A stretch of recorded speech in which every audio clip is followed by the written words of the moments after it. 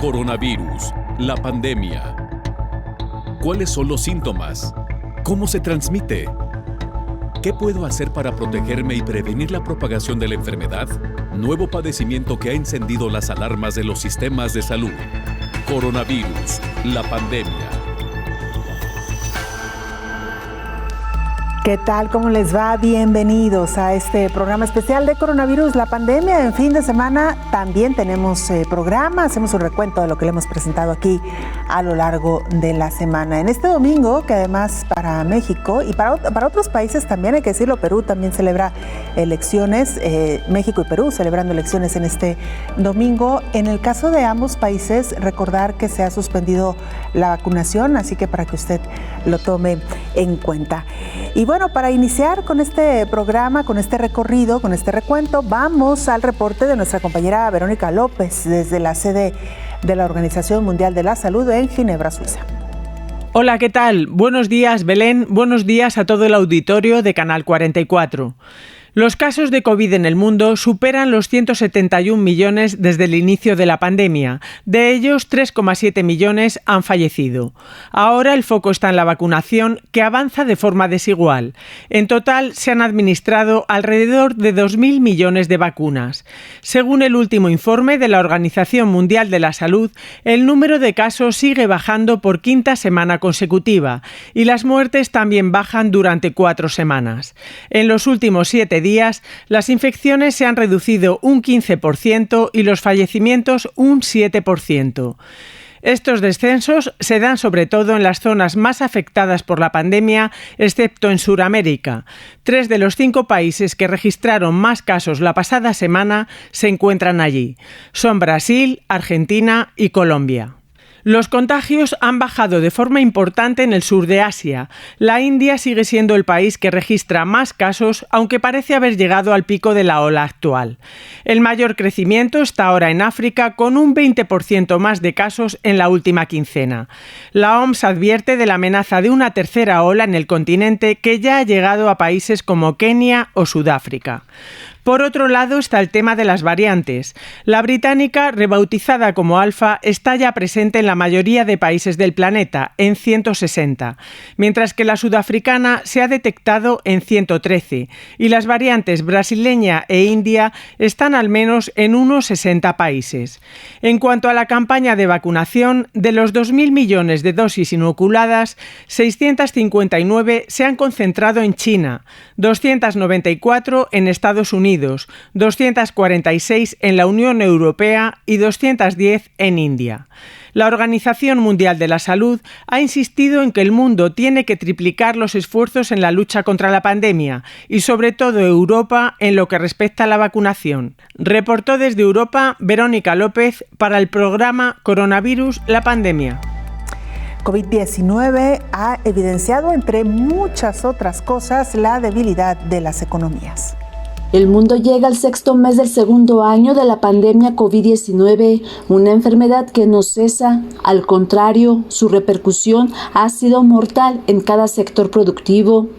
Las restricciones que aún se viven en los países asfixian no solo a la salud del individuo, sino que también a la economía del planeta, que sigue débil. Los miles de millones de habitantes que hay en el planeta, cada uno ha tenido un gasto exorbitante para poder enfrentar este segundo año de la pandemia.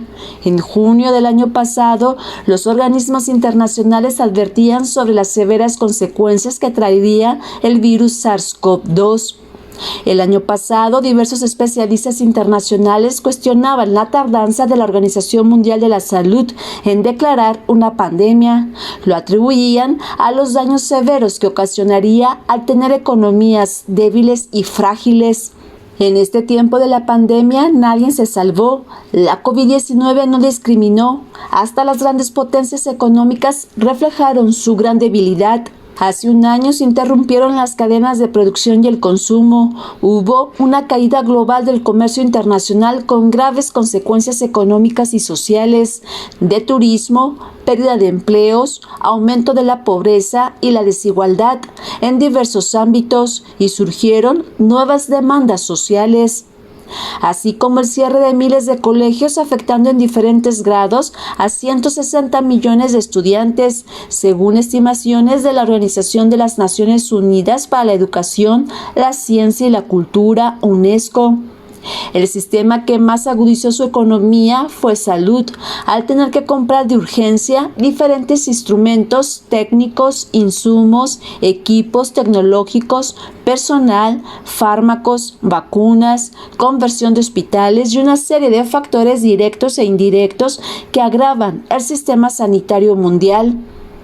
La pandemia COVID-19 abrió varios retos globales a futuro. Se tendrá que fortalecer las economías en diversos ámbitos para tener mayor competencia y eficacia, pero sobre todo para velar por la salud e integridad de las personas.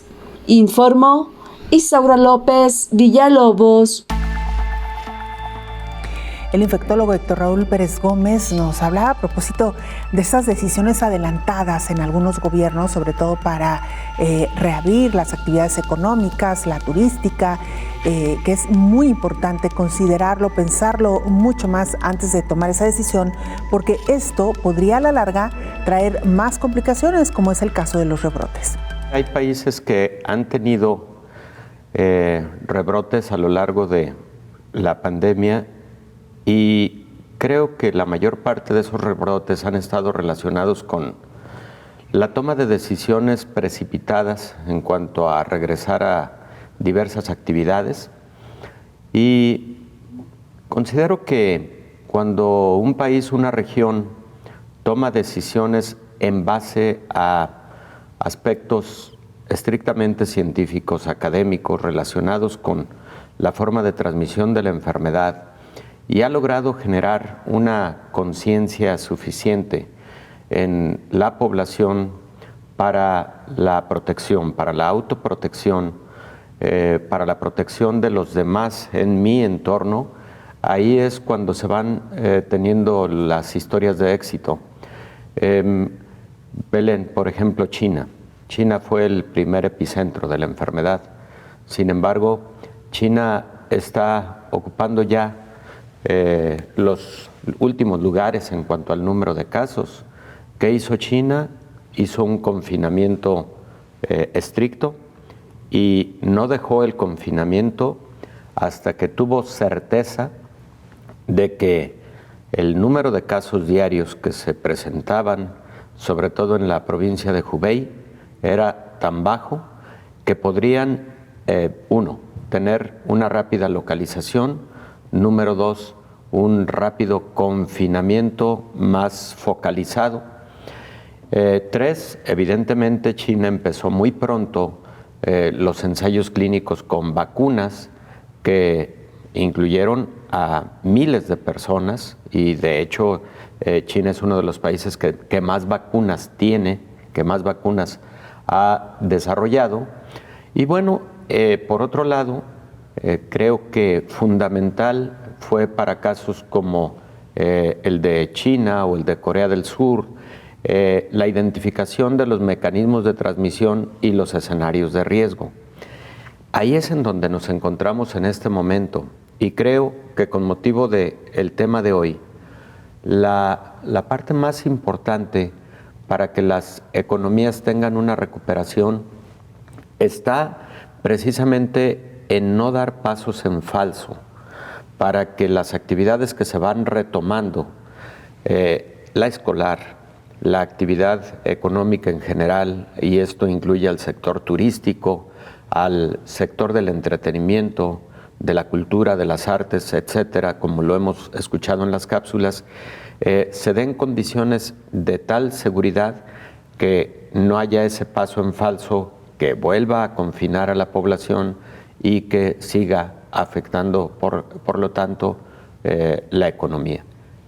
Al principio de la pandemia se identificó, Belén, bueno, en los primeros 5 meses el Fondo Monetario Internacional y el Banco Mundial hicieron estimaciones de que la economía global iba a tener una contracción de entre el 7 y el 9% global, diferenciada evidentemente entre los países, ¿no? Pero al final de cuentas, parece que durante el 2020 la contracción no fue tan alta. La contracción parece haber estado en el orden del 4 al 6%, y de igual manera se pronosticó que la recuperación durante el 2021 iba a ser solamente de un 3% de forma global.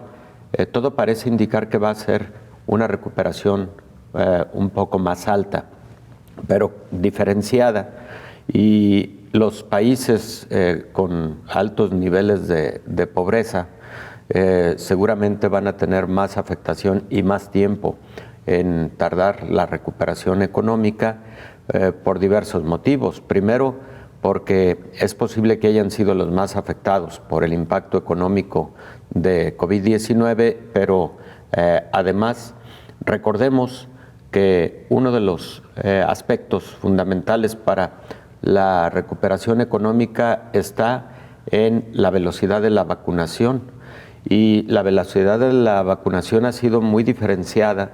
Los países que fueron desarrolladores de vacunas son quienes llevan un ritmo de vacunación más importante, en contraposición de aquellos países que dependen de la adquisición de las vacunas.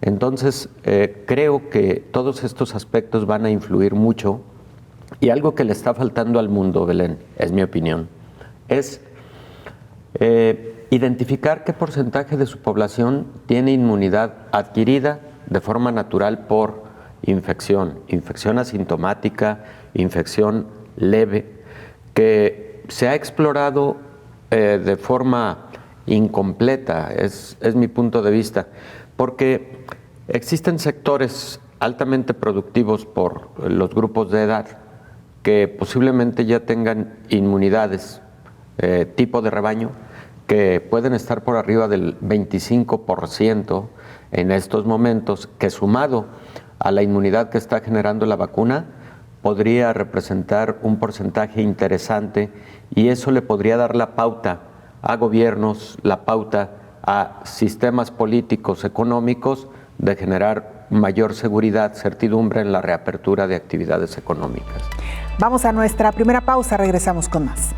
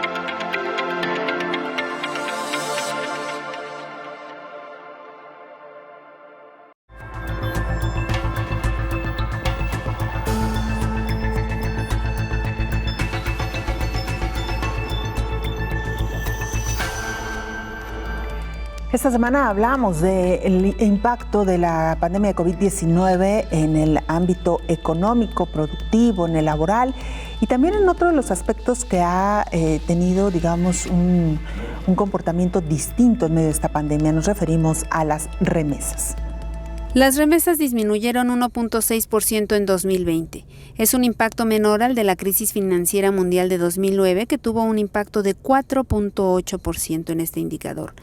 El Banco Mundial reportó que los países de ingresos bajos y medianos recibieron flujos de remesas por 540,000 millones en 2020, apenas un 1.6% por debajo del total que ascendió a 548,000 millones en 2019.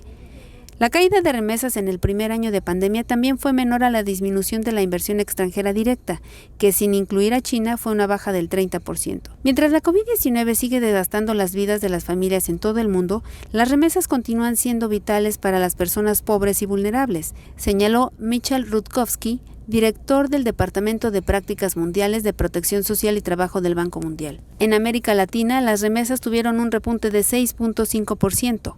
En Europa y Asia Central aumentaron 9.7% y en África del Sur del Sahara fue del 12.5%. Se espera que los flujos de remesas hacia los países de ingresos bajos y medianos aumenten 2.6% en este 2021, para alcanzar los 553,000 millones y un 2.2% en 2022 para llegar a los 565,000 millones de dólares. Mientras que varias naciones de ingreso alto han logrado avances importantes en la vacunación de sus poblaciones, las tasas de contagio continúan siendo altas en muchas de las principales economías en desarrollo y las perspectivas para las remesas siguen siendo inciertas.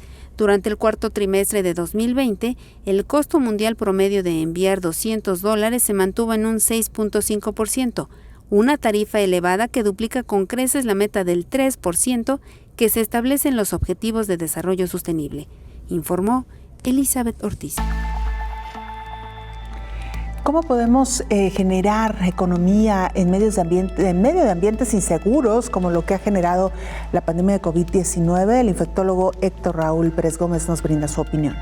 Posiblemente el sentido de solidaridad de quienes trabajan, tienen sus actividades económicas en países de mejores ingresos y que identifican que su familia está pasando situaciones difíciles en otros países y regiones, es lo que ha mejorado el envío de remesas.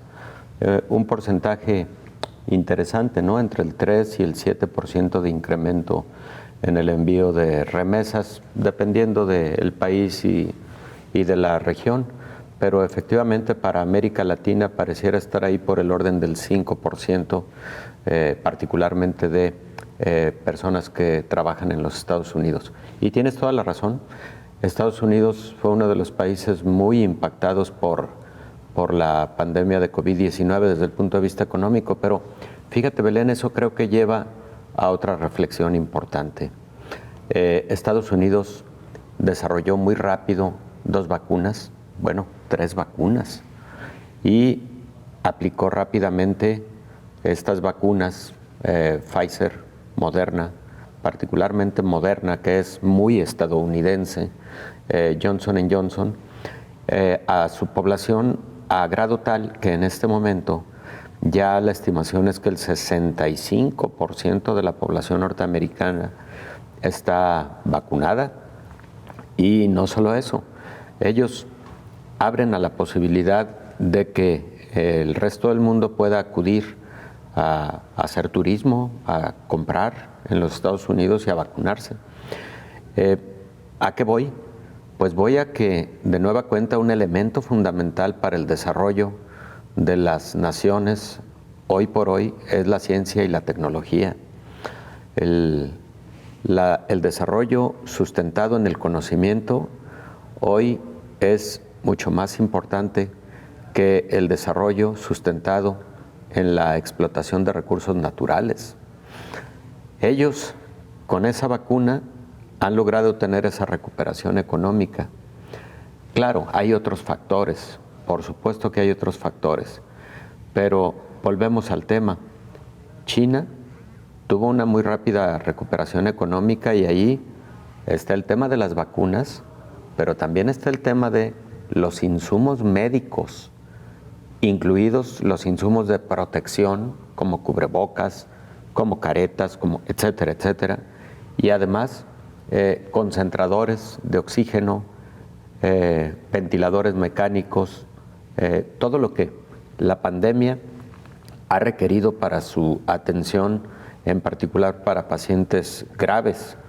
Entonces, ahí, aunque China, por ejemplo, tuvo un alto impacto en su economía en función de toda la industria electrónica, digital, etcétera, pero muy rápido salió de esa crisis muy rápido, hubo reinserción de las actividades económicas, reinstalación de esas actividades económicas de las transnacionales radicadas en China, pero por otro lado también pues la producción de insumos para la salud, que ese fue un filón importante en la recuperación económica de China. Está afortunadamente estudiado y publicado cómo sí y lo que no se debe hacer.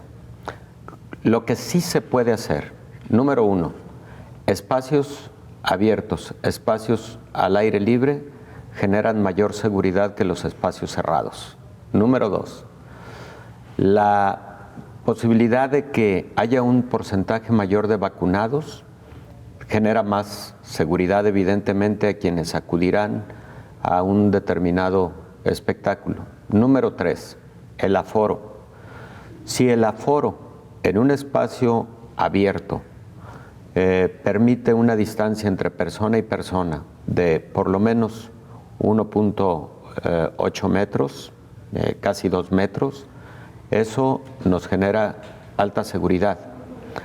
Es muy importante también que las personas recuerden la conveniencia de seguir utilizando cubrebocas. En actividades de esta naturaleza, la Organización Mundial de la Salud ha sugerido que evidentemente si tú vas a un concierto, tú quisieras estar también cantando y conviviendo como tal, claro, en un concierto. Imagínate si es un concierto de rock, etcétera, ¿no? Y ahí uno de los aspectos que puede generar un poco de mayor riesgo es el cantar de manera masiva, gritar de forma masiva y al unísono, etcétera. Esas actividades se sugiere que preferentemente se eviten. Difícil en un concierto, se puede entender, ¿no? Claro.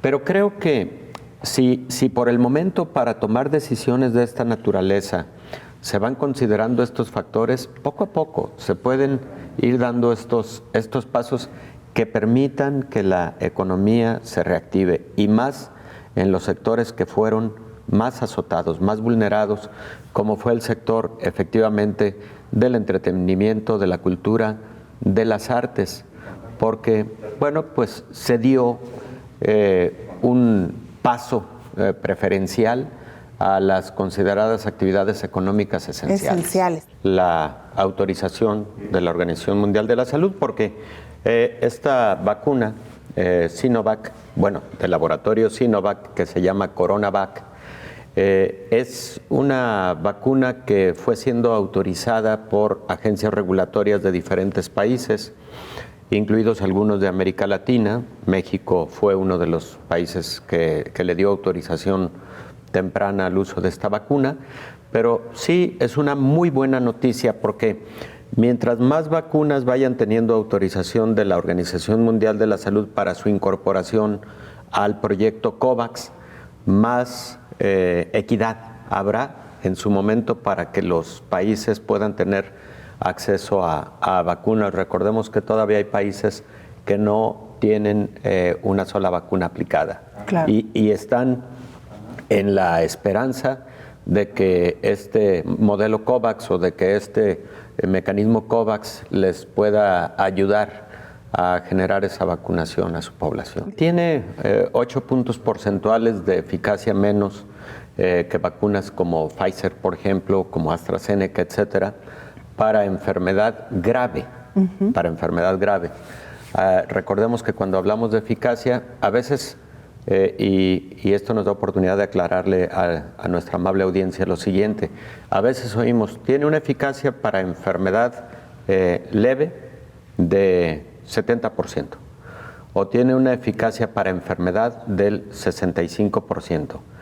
Es que esa diferencia es precisamente para que quienes aceptan la inoculación de alguna vacuna sepan que la vacuna no te protege de la infección, te protege de la gravedad de la infección y del riesgo de hospitalizarte y de morir por la infección grave. También te puede proteger en cierto momento de infección, pero ahí quien está vacunado es una persona que menos transmite la enfermedad, porque cuando se infecta, su sistema inmune, desarrollado por la vacuna, actúa rápidamente, evita que se genere una multiplicación viral importante en las vías respiratorias y por lo tanto sí está perfectamente estudiado y publicado que una persona vacunada transmite menos la enfermedad a otros cuando llega a infectarse. La reapertura no solamente de la actividad productiva como la conocemos, sino también de otros espacios que también generan recursos y también generan empleos, como el ámbito cultural, el deportivo, el de entretenimiento, ha tratado de buscar la manera de reabrir estos espacios. En París celebraron, por cierto, un concierto muy particular. Concierto multitudinario en París como parte de un estudio científico sobre la pandemia de COVID-19. Unas 5.000 personas se dieron cita el sábado en la capital francesa para bailar al ritmo de Indochina, un grupo francés que saltó a la fama en la década de 1980. Los asistentes no estaban obligados a guardar distancia, pero sí a llevar mascarilla. Con el concierto se pretendía demostrar que si los espectadores se someten a un test de diagnóstico y dan negativo, no tienen riesgo de contaminarse. El público tenía entre 18 y 50 años y no debía tener ninguna patología que les ponga en riesgo de muerte en caso de resultar infectados, como diabetes u obesidad grave. Necesitábamos el aporte y que los científicos aceptaran realizar el test para darse cuenta de una evidencia que necesitamos. El hecho de que haya personas frente a un escenario no es más peligroso que 4 millones de personas en el metro todos los días, con mascarillas y sin distanciamiento.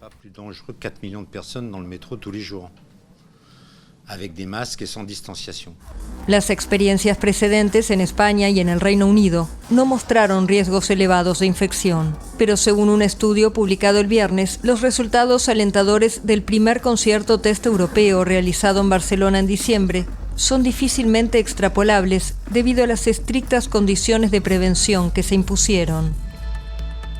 Vamos a la pausa, regresamos con más información.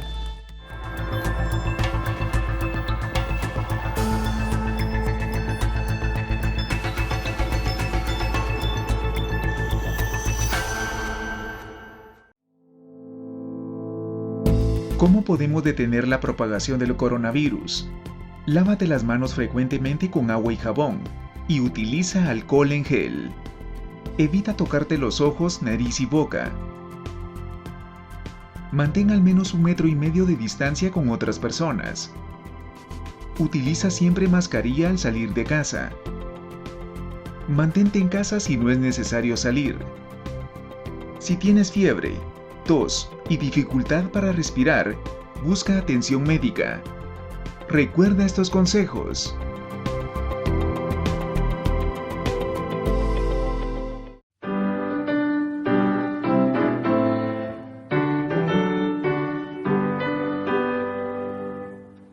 Gaudiamus vigitur, Iumen est sumus.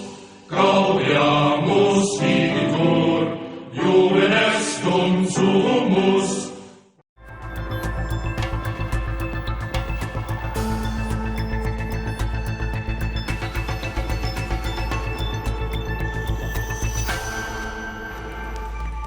Esta semana abordamos uno de los temas que más nos han solicitado ustedes a través de sus comentarios, de sus preguntas, de sus sugerencias, y que tiene que ver con las alergias que han registrado personas que se vacunaron con el inmunológico contra COVID-19, contra el biológico contra COVID-19. Hay un estudio reciente que se ha publicado con 3.400 personas para analizar precisamente las alergias asociadas a la vacuna anti-COVID.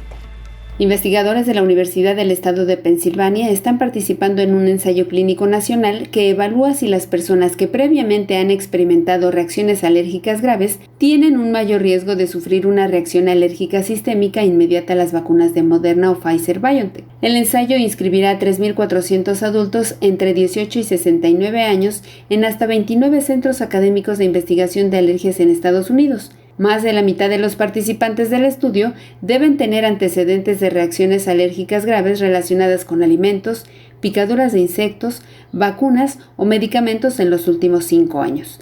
La Facultad de Medicina es el único sitio en Pensilvania que participa en el estudio, el cual está financiado por el Instituto Nacional de Alergias y Enfermedades Infecciosas de Estados Unidos. La anafilaxia es una reacción alérgica grave.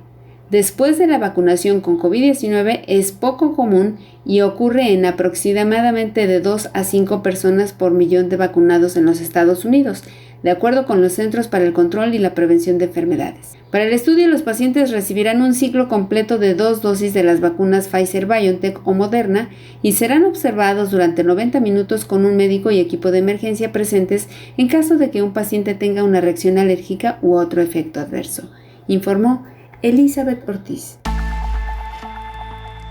Esta semana el infectólogo Héctor Raúl Pérez Gómez dedicó un espacio amplio a hablar precisamente sobre los efectos que han causado las vacunas en personas que han sido inmunizadas, por cierto, todavía de porcentajes muy bajos. Cuando hablamos de una alergia grave, que en el ámbito médico habitualmente nos referimos a anafilaxia, entonces estamos ante un evento grave que puede poner en riesgo la vida. Ahí el paciente puede experimentar lo que decíamos también, mucha comezón, puede experimentar urticaria y otras manifestaciones en la piel, pero frecuentemente estos pacientes pueden empezar a manifestar dificultad para respirar, porque dentro de todos los eventos que se generan, se incluye el edema de las vías respiratorias, sobre todo de las vías respiratorias superiores y de la glotis, lo que conocemos como edema glótico. Esos pacientes experimentan una dificultad para respirar muy rápida después de la vacunación, pero evidentemente esto se puede presentar como un evento adverso a cualquier fármaco. Las alergias y los angioedemas, las anafilaxias pueden presentarse a fármacos, a alimentos, evidentemente a vacunas, etcétera. Entonces, sí, la cantidad de eventos adversos que pueden observarse después de una vacuna contra COVID-19 es un abanico muy extenso. Claro. Cada vez aprendemos más, cada vez identificamos más, en la medida en que va avanzando la vacunación y va abarcando a un número mayor de personas en el mundo. Las reacciones alérgicas graves habitualmente se presentan dentro de la primera hora de haberse recibido la vacuna, el fármaco o el alimento que las genera. Estas anafilaxias rara vez se presentan después de la primera hora, pero también han ocurrido casos dentro de las primeras 4 horas. Por eso las personas, por ejemplo, que son vacunadas contra COVID-19, se vigilan durante un periodo de 30 minutos a 1 hora en el sitio en donde fueron vacunados, pero se les dan indicaciones muy precisas de que si presentan urticaria, si presentan edema facial, si presentan edema en los labios, si empiezan a notar dificultad para respirar, etcétera, acudan de forma inmediata a recibir atención médica. Estos pacientes frecuentemente requieren hospitalización, frecuentemente requieren la administración de un medicamento que se llama epinefrina y frecuentemente requieren la administración de medicamentos llamados antihistamínicos. En cualquier sitio de vacunación siempre se debe estar preparado con un módulo también de atención inmediata a un evento adverso grave de esta naturaleza, porque una inyección de adrenalina oportuna puede cortar la anafilaxia y salvarle la vida a un paciente que pudiera estar teniendo, por ejemplo, edema de la glotis. Y evidentemente estos pacientes deberán ser hospitalizados por un periodo de entre 24 y 48 horas para mayor vigilancia y para resolver definitivamente la anafilaxia. Pero las alergias que son más comunes, tu pregunta de en qué momento se pueden presentar y cuánto pueden durar, la respuesta es se pueden presentar incluso dentro de las primeras 48 horas, a partir de la hora de la vacunación, y luego, Belén, pueden persistir incluso durante una semana a 10 días. Durante ese periodo, los pacientes deben estar en tratamiento, habitualmente con antihistamínicos, en vigilancia, con mucha comunicación con su médico, porque una alergia evidentemente se puede convertir en una alergia grave, tipo anafilaxia, que pueda requerir hospitalización y atención más estrecha, ¿no?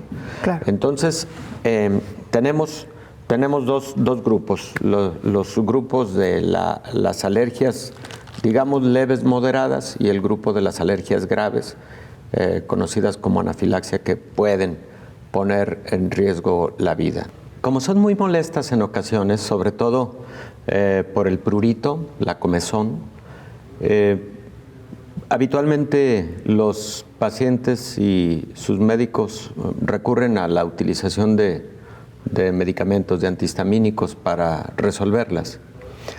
Y el utilizar los antihistamínicos para resolver esas alergias leves no modifica el desempeño en cuanto a generación de la respuesta inmune del biológico aplicado.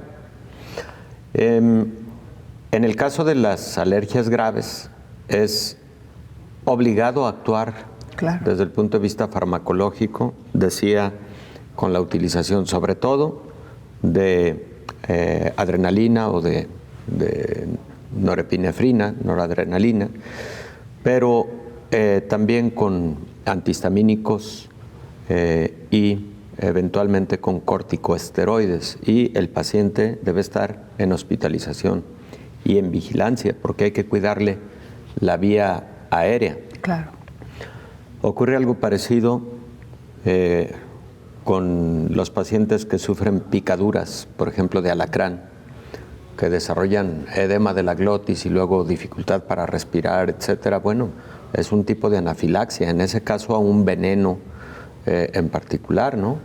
En este caso estamos hablando de una anafilaxia que, dicho sea de paso, ¿en qué circunstancias habría contraindicación absoluta para la utilización de vacunas de COVID-19? Porque esa es una pregunta de todos los días. Recurrente. Mira, han cambiado un poco las cosas respecto de hace 3 o 4 meses. Por ejemplo, se ha sugerido que quienes tienen el antecedente de un episodio de anafilaxia grave, que puso en riesgo la vida, que requirió hospitalización, etcétera, a algún medicamento, preferentemente o no deben recibir la vacuna, o deben preguntar a sus médicos tratantes si es conveniente y bajo qué circunstancias. Ahí la vigilancia debe ser mucho más estrecha si la decisión es vacunarse.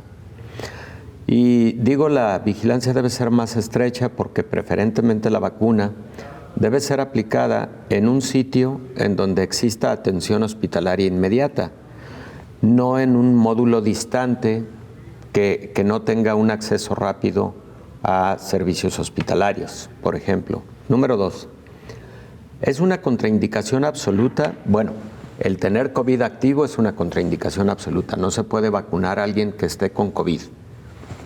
No se puede tampoco vacunar a alguien que esté con una enfermedad infecciosa activa, aguda. Hay quien nos pregunta, oiga, yo tengo hepatitis B o hepatitis C crónica, estoy en tratamiento, ¿me puedo vacunar? Sí, sí se puede vacunar. Se trata de una enfermedad infecciosa crónica, estable, sí se puede vacunar, controlada, vigilada, etcétera. Pero ante una enfermedad infecciosa aguda, es preferible que pase ese episodio para poderse vacunar contra COVID-19 y contra cualquier otro patógeno. ¿Una gripe, doctor? ¿Influenza? Si es leve, influenza tiene que esperarse a que pase el episodio de influenza para poderse vacunar, y no se diga si hay un episodio de COVID activo. Debe pasar por lo menos la fase aguda de 3 a 4 semanas para poderse vacunar. Otra contraindicación, Belén, es alergia específica a algún componente de la vacuna. Cuba continúa en esta carrera acelerada por tener biológicos propios. Ha dicho en esta semana que desarrollan al menos 2 de ellas con eficacia superior al 50%. Las autoridades sanitarias cubanas confían en que los 2 candidatos vacunales contra la COVID-19 más avanzados que se desarrollan en la isla, ya en tercera y última etapa de ensayos clínicos, superen el 50% de eficacia, mínimo establecido por la OMS a partir de los resultados obtenidos en la segunda etapa de pruebas. Así lo declaró Eduardo Martínez, presidente del Grupo Estatal de Empresas de la Industria Biofarmacéutica BioCuba Pharma. Que la OMS ha expresado, o sea que una vacuna con un 50% más de eficacia es una vacuna que es recomendable utilizar para combatir la pandemia. Nosotros esperamos por los resultados de fase 2 que realmente el porciento sea mucho mayor que el 50%. Soberana 02 y Abdala se encuentran en la recta final de ensayos. En mayo concluyó la aplicación de dosis a los voluntarios, más de 90,000 entre ambos fármacos, que participan en la tercera fase, que es la que determina la eficacia de la potencial vacuna. Respecto a la seguridad, ya aprobada durante la segunda fase de ensayos, los científicos reiteraron que se trata de fármacos muy seguros que no han mostrado ningún efecto adverso no esperado, con efectos secundarios leves en un 95% de los casos y moderados en el 5% restante. A partir de todo lo anterior, las instituciones científicas confían en lograr en junio la autorización de uso de emergencia por parte de las autoridades sanitarias del país, lo que daría paso a la vacunación masiva en la isla, que atraviesa el peor momento de la pandemia y no ha importado vacunas ni forma parte del mecanismo COVAX. La última pausa antes de concluir este programa. Regresamos con mucho más.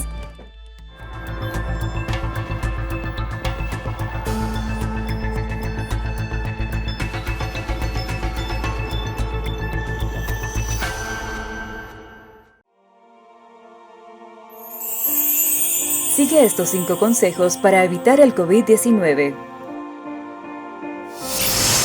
Lavarse las manos constantemente con agua y jabón o usar alcohol en gel.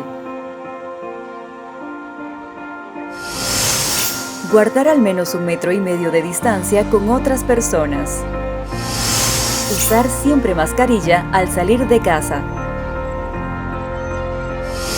Quédate en casa si no es necesario salir. Cubrir la boca con un pañuelo o el brazo al estornudar o toser. Conserva la calma. Juntos saldremos adelante. USAC, frente al coronavirus.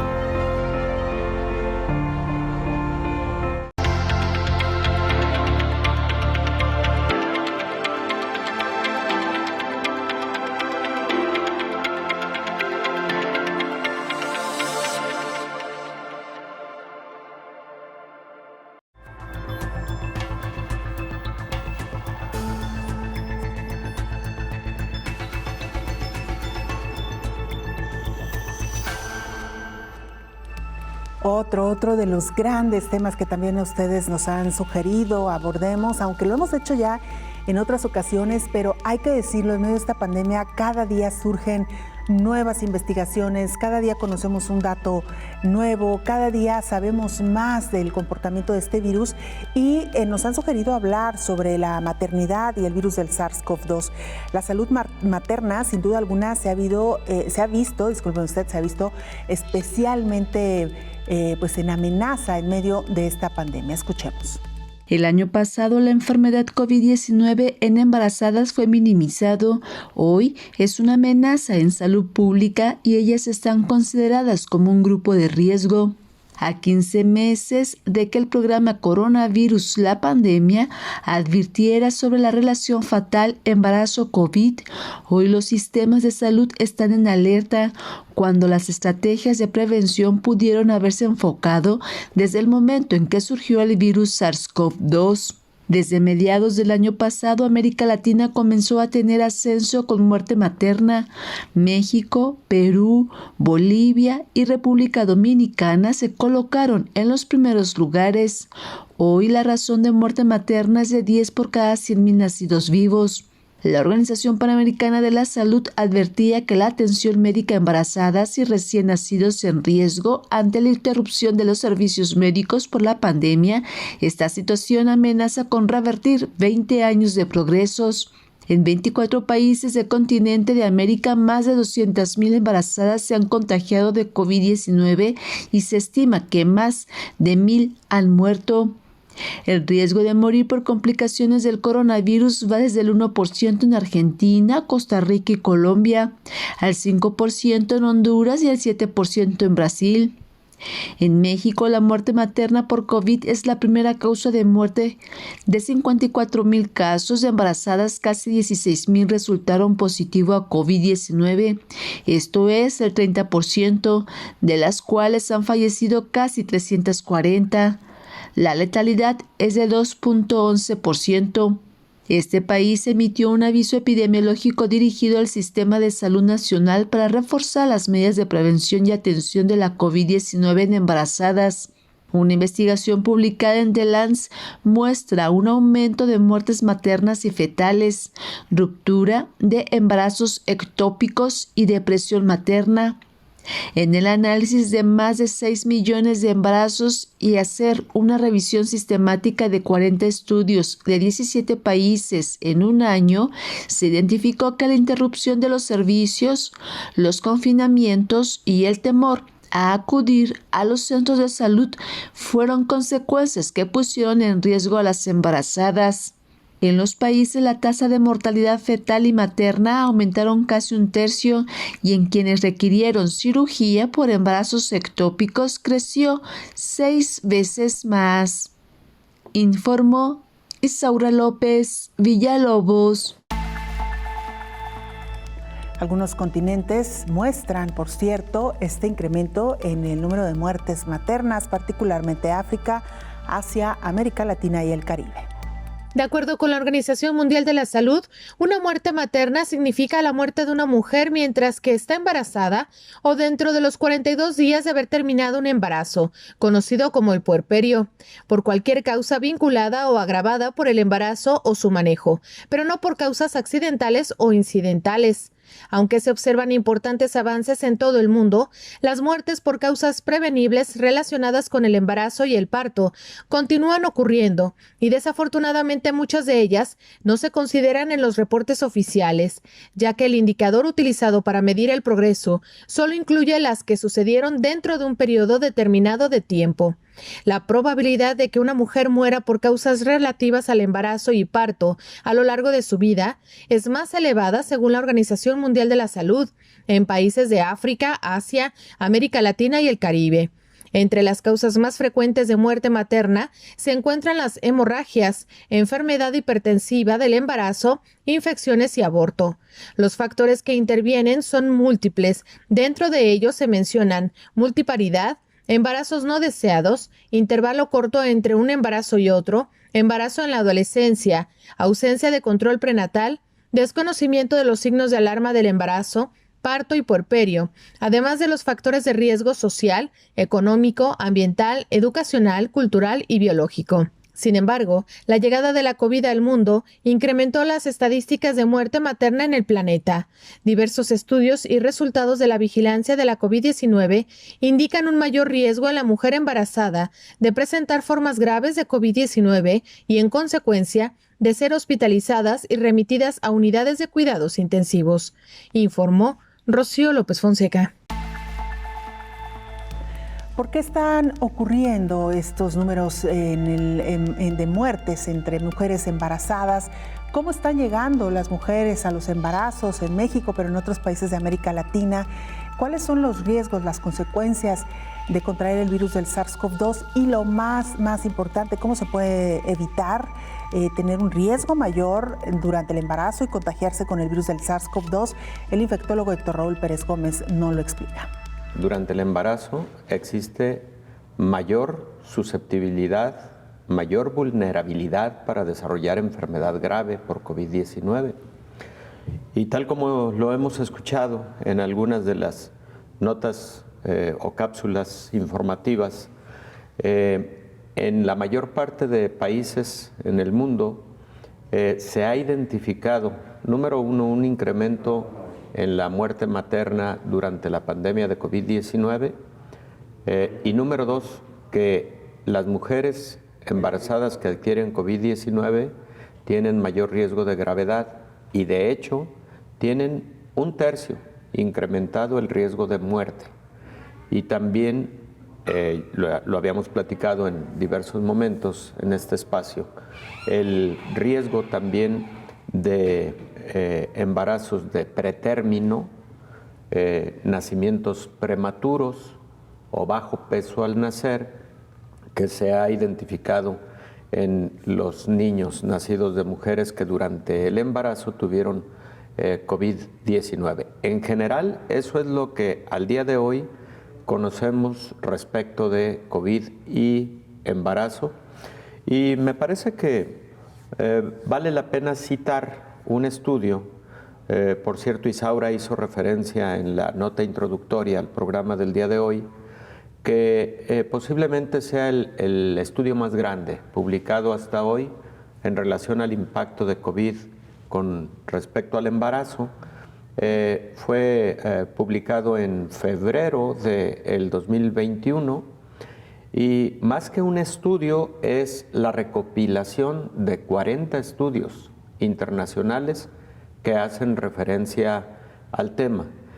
En estos estudios se encontró 1/3 de incremento en la mortalidad materna en todo el mundo.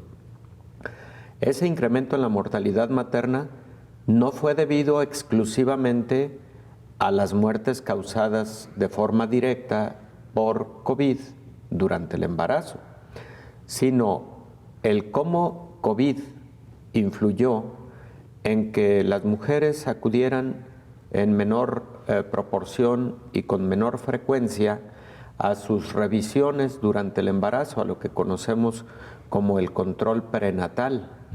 Número dos, a la disminución en el control de enfermedades preexistentes que podrían estar ahí durante el embarazo, como diabetes, hipertensión, etcétera.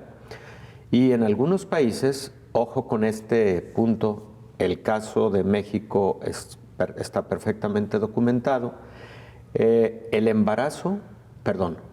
la muerte materna causada por COVID-19 se posicionó en el primer lugar, desplazó a lo que antes era la principal causa de muerte materna, que eran hemorragias por hipertensión, enfermedad hipertensiva del embarazo, lo que conocemos como preeclampsia o eclampsia. La mayor parte de los estudios que han reportado incremento en la muerte materna asociada a COVID-19 en al menos 20 países en el mundo, la mayor parte coinciden en que estas mujeres embarazadas que perdieron la vida o en las que ocurrió muerte materna, por cierto, creo que deberíamos haber iniciado con la definición de muerte materna y lo retomo en un momentito.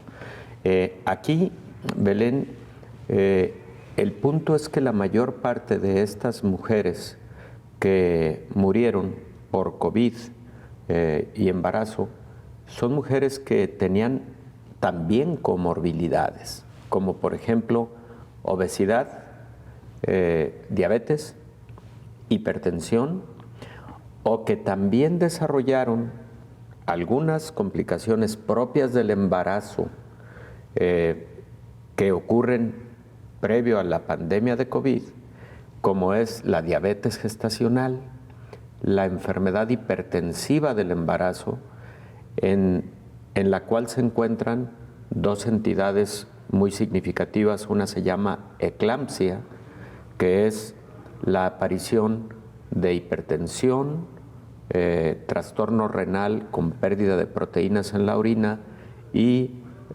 trastornos neurológicos, incluyendo hemorragias cerebrales o convulsiones. Y otra entidad conocida como preeclampsia, que es la hipertensión con edema, sobre todo en las extremidades inferiores. Entonces, esas condiciones que se pueden presentar durante el embarazo también contribuyeron a la gravedad del COVID y, por lo tanto, a la muerte por COVID durante el estado gestacional o alrededor de o posterior a el nacimiento. Antes de despedirnos, vamos con esta nota amable. Un robot chino ayudará a estudiantes mexicanos en su regreso a clases. Benebot es un robot de inteligencia artificial creado en China y con presencia en más de 40 países, entre ellos México. La tecnología de la empresa china Walklake ayudará al regreso a clases en el céntrico estado de Querétaro. El robot, que cuenta con cámaras y sensores de grado médico, será el primer filtro a la entrada de cada colegio como parte del protocolo de regreso a clases. Fundada en 2015, Sushu Walklake Intelligent System Company Limited es una empresa de alta tecnología basada en la provincia de Jiangsu que se centra en la investigación y desarrollo de la aplicación de la salud infantil en inteligencia artificial. Este pequeño robot toma la temperatura, pero también revisa ojos, garganta y manos para detectar síntomas de enfermedades respiratorias y hasta caries. Hace una toma de imagen, no es solamente una fotografía, ¿no? Esta toma de imagen lo que hace es hacer un análisis por cuadros. Imaginemos que lo hace en cuadrícula, en minúsculas partículas, y guarda la relación de todo lo que vemos, ¿no? Puntos rojos, inflamaciones, toda esa capacidad que tiene el equipo de visualizarlo y relacionarlo. Ha sido tal el éxito de este dispositivo que varios colegios aseguran tener la disposición para esta tecnología, dando una sensación de confianza a los padres de familia para permitir el regreso presencial de sus hijos a la escuela. Todos los registros de salud de cada alumno, profesor y trabajador del sector educativo que pasa por el Benebot es guardado en una base de datos que da seguimiento personalizado. Cualquier alza en su temperatura o inflamación en la garganta no pasa desapercibida para el Benebot, el cual inmediatamente da una alerta en caso de encontrar un potencial caso de COVID-19. Con información de la oficina en la Ciudad de México, Noticias Xinhua. Nos vamos, gracias por habernos acompañado. Le invitamos para que nos sintonice en la siguiente emisión de Coronavirus, la pandemia. Hasta entonces.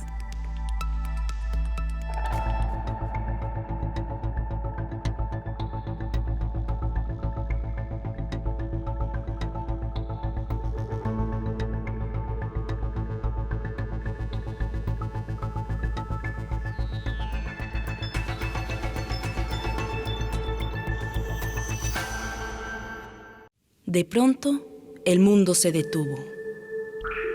El reloj dejó de girar. Las ciudades guardaron silencio y no supimos qué hacer. ¿El mundo volverá a ser el mismo? ¿Es esta la pregunta correcta? Debemos detenernos, cerrar los ojos y respirar. Este es un llamado a la reflexión. Estábamos tan ocupados en nuestros problemas que nos olvidamos del planeta sobre el que estamos parados. Habituados a nuestra comodidad, olvidamos que todo lo que tomamos de la naturaleza tiene un precio por el que debemos pagar. Quizás las preguntas que deberíamos hacernos ahora son: ¿cuándo fue la última vez que nos detuvimos? ¿Qué podemos hacer para respetar nuestro único hogar? ¿Hace cuánto no miramos las estrellas? ¿Hemos admirado la vida, los árboles y las plantas? Este es un mensaje de la naturaleza, una oportunidad que tenemos para apreciar lo que damos por sentado. Nuestro planeta nos recuerda que estamos aquí para colaborar con él. Somos sus invitados y ha llegado el momento de mostrar agradecimiento. Ahora nos queda volver a aprender, reinterpretar qué es lo más importante, escucharnos a nosotros mismos y valorar las cosas que habíamos olvidado. Sobreviviremos, tal como la humanidad lo ha hecho antes. Esto quedará atrás y lograremos salir adelante. Pero con una diferencia fundamental. Debemos cambiar nuestra actitud hacia el planeta. Solo así habremos entendido nuestro rol en el ciclo de la vida. Las decisiones que tomemos para afrontar este problema no nos harán regresar a la normalidad. Servirá para traernos un futuro mejor. Cuando esto acabe, estaremos con nuestros padres, hijos y amigos. Miraremos hacia las estrellas y, juntos, nos daremos cuenta de que nunca las habíamos apreciado como ahora. Canal 44, la señal de todos.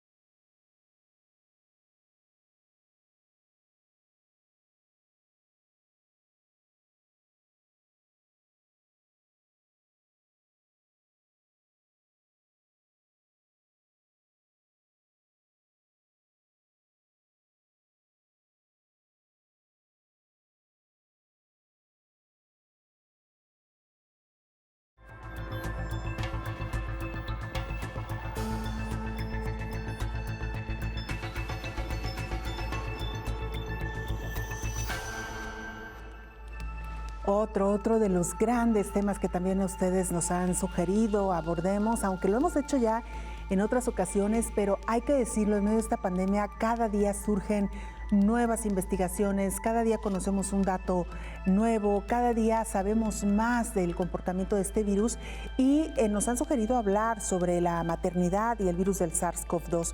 La salud materna, sin duda alguna, se ha visto especialmente pues en amenaza en medio de esta pandemia. Escuchemos. El año pasado la enfermedad COVID-19 en embarazadas fue minimizado. Hoy es una amenaza en salud pública y ellas están consideradas como un grupo de riesgo. A 15 meses de que el programa Coronavirus, la pandemia, advirtiera sobre la relación fatal embarazo-COVID, hoy los sistemas de salud están en alerta cuando las estrategias de prevención pudieron haberse enfocado desde el momento en que surgió el virus SARS-CoV-2. Desde mediados del año pasado, América Latina comenzó a tener ascenso con muerte materna. México, Perú, Bolivia y República Dominicana se colocaron en los primeros lugares. Hoy la razón de muerte materna es de 10 por cada 100,000 nacidos vivos. La Organización Panamericana de la Salud advertía que la atención médica a embarazadas y recién nacidos en riesgo ante la interrupción de los servicios médicos por la pandemia, esta situación amenaza con revertir 20 años de progresos.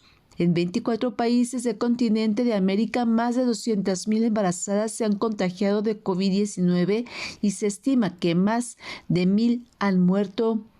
El riesgo de morir por complicaciones del coronavirus va desde el 1% en Argentina, Costa Rica y Colombia, al 5% en Honduras y al 7% en Brasil.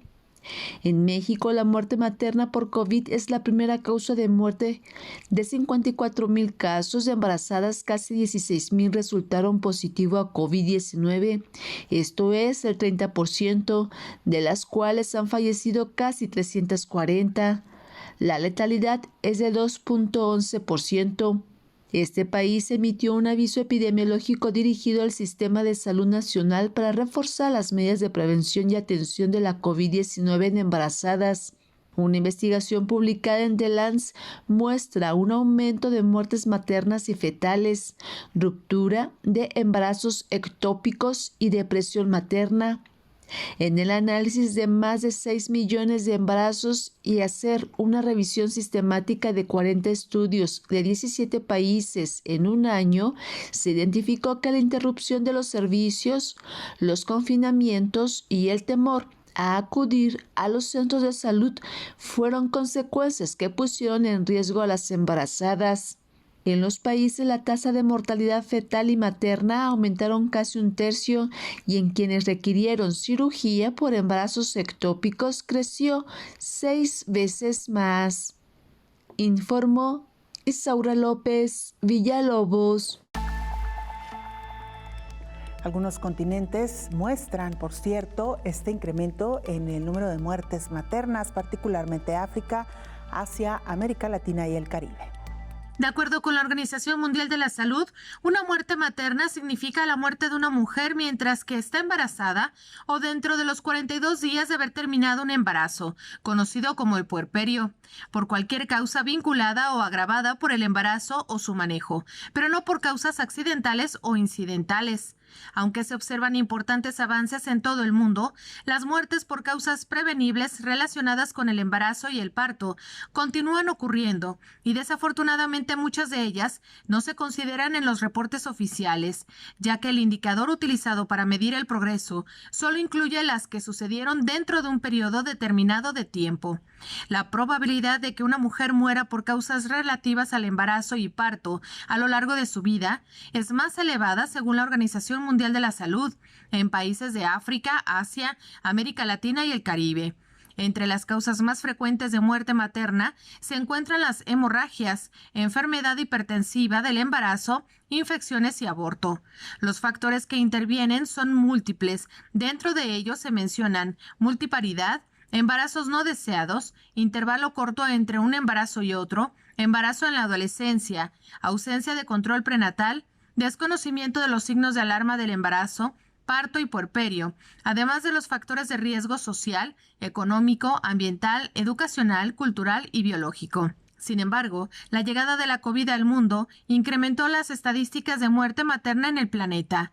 Diversos estudios y resultados de la vigilancia de la COVID-19 indican un mayor riesgo a la mujer embarazada de presentar formas graves de COVID-19 y, en consecuencia, de ser hospitalizadas y remitidas a unidades de cuidados intensivos, informó Rocío López Fonseca. ¿Por qué están ocurriendo estos números de muertes entre mujeres embarazadas? ¿Cómo están llegando las mujeres a los embarazos en México, pero en otros países de América Latina? ¿Cuáles son los riesgos, las consecuencias de contraer el virus del SARS-CoV-2? Y lo más importante, ¿cómo se puede evitar tener un riesgo mayor durante el embarazo y contagiarse con el virus del SARS-CoV-2? El infectólogo Héctor Raúl Pérez Gómez nos lo explica. Durante el embarazo existe mayor susceptibilidad, mayor vulnerabilidad para desarrollar enfermedad grave por COVID-19. Y tal como lo hemos escuchado en algunas de las notas o cápsulas informativas, en la mayor parte de países en el mundo se ha identificado, número uno, un incremento en la muerte materna durante la pandemia de COVID-19 y número dos, que las mujeres embarazadas que adquieren COVID-19 tienen mayor riesgo de gravedad y de hecho tienen 1/3 incrementado el riesgo de muerte. Y también, lo habíamos platicado en diversos momentos en este espacio, el riesgo también de embarazos de pretérmino, nacimientos prematuros o bajo peso al nacer, que se ha identificado en los niños nacidos de mujeres que durante el embarazo tuvieron COVID-19. En general, eso es lo que al día de hoy conocemos respecto de COVID y embarazo.